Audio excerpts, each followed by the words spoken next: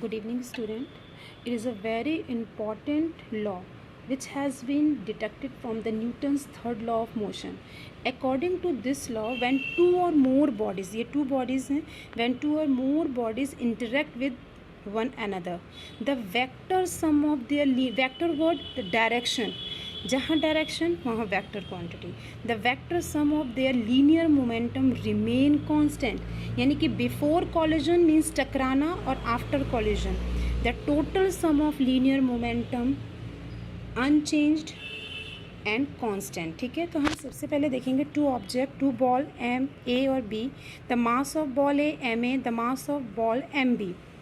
Before collision, during collision, A exert force on B and B exert force on A. After collision, the mass of ball A MA and the mass of ball MB and the final velocity of ball A VB and the final velocity of ball B VB. अब हम लिखेंगे the initial linear momentum of ball A before collision,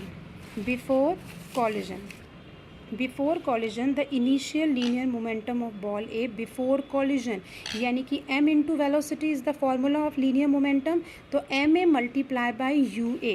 अब हम यहाँ लिखेंगे final linear momentum of ball A. ठीक है, after collision, टकराने के बाद, तो क्या हो गया M A multiply by V A, ये टकराने के बाद हो गया फाइनल लीनियर मोमेंटम. तो हमारा फॉर्मूला क्या है, करेंगे हम the rate of change of linear momentum, the rate of change of linear momentum of ball A. Ball A का linear momentum equal to after collision minus before collision. After collision means क्या हुआ, after collision हमारा क्या था linear momentum टकराने के बाद, after collision M A multiply by V A minus before collision यानी कि M A multiply by U A, M A multiply by U A. ये हमारा rate of change of linear momentum आ गया. अब हम वैल्यू पुट करेंगे, इसको अभी हम ऐसे ही रहते हैं या इसको हम उसको और थोड़ा सा सॉल्व कर लेते हैं. ठीक है, अभी इसको हम ऐसे ही रहने देते हैं. अब हम यहाँ पे लिखेंगे this is equal to force exerted on B on A. B A पे फोर्स लगा रहा है, बी क्या लगा रहा है, ए पे फोर्स. तो अभी हमने बॉल ए का निकाला. अगर हम इसी तरह the rate of change of linear momentum of ball B, same इसी तरह बॉल बी का निकाल लेंगे after collision and before collision. तो हमें बॉल बी का क्या मिल जाएगा, M B multiply by V B minus M B multiply by क्या हो जाएगा, ये हमारा इसी की तरह सेम हो जाएगा जैसे हमने ऊपर लिखा था वैसे ही. ये रेट ऑफ यहाँ पर हो जाएगा U B, M B multiply by V B minus M B multiply by U B. हमने सेम बॉल ए का निकाला the rate of change of linear momentum, इसी तरह हमने बॉल बी का निकाला the rate of change of linear momentum of ball B. जैसे हमने ऊपर निकाला था वैसे ही हमने बॉल बी का भी कैलकुलेट कर लिया. अब हम इसको क्या करेंगे, वैल्यूज़ में यानी कि फॉर्मूले के अंदर वैल्यूज़ को पुट करेंगे.